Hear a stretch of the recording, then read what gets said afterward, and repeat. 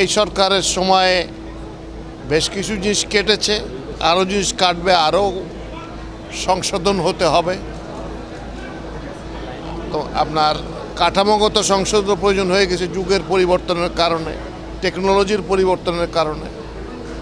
মন মানসিকতার পরিবর্তনটা খুব বেশি রকম আনতে হবে মানুষের মধ্যে, বিশেষ করে যারা প্রশাসনের ভিতরে। প্রশাসন বলতে এখানে কিন্তু সবই, পুরো সিভিল সার্ভিসের কথাই বলছি আমি, যারা নাগরিককে সেবা দিয়ে থাকে বিভিন্ন ক্ষেত্রে, তাদের প্রত্যেকের ক্ষেত্রে। এইটা এখন এতদিন যতটুকু নিরাপদ ছিলেন ততটুকু নিরাপদ আছেন। বাংলাদেশে আমার স্ট্যাটিস্টিক্স বলে যে খুনের পরিমাণ অনেক কমে গেছে, আগে যা হতো তার থেকে অনেক কমে গেছে।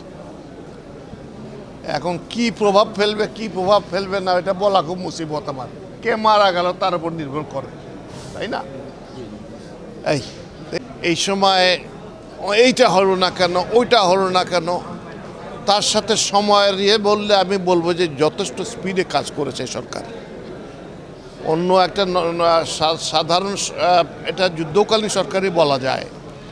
ইনফ্যাক্ট আমাদের প্রধান উপদেষ্টা সেইভাবে এটাকে বর্ণনা দিয়েছেন, যার জন্য হয়তো স্বাভাবিক সময়ে যে কাজটা আমরা 6 মাস কি 9 মাসে করতাম সেটা এখানে 1.5 মাসে করতে হয়েছে, বাধ্য হয়ে করতে হয়েছে। তো তাতে কিছু ওভারসাইট থেকে যাওয়া এটা অস্বাভাবিক কিছু না।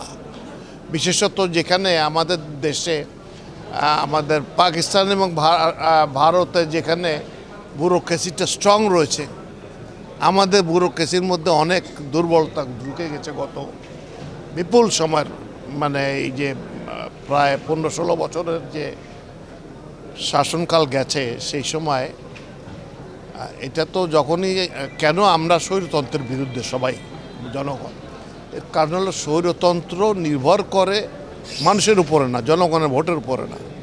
তাদের হিসাবটা থাকে অন্যভাবে, যে যারা আছে ক্ষমতায় টিকে রাখবে আমাকে, তাদেরকে তোষণ করলেই চলে।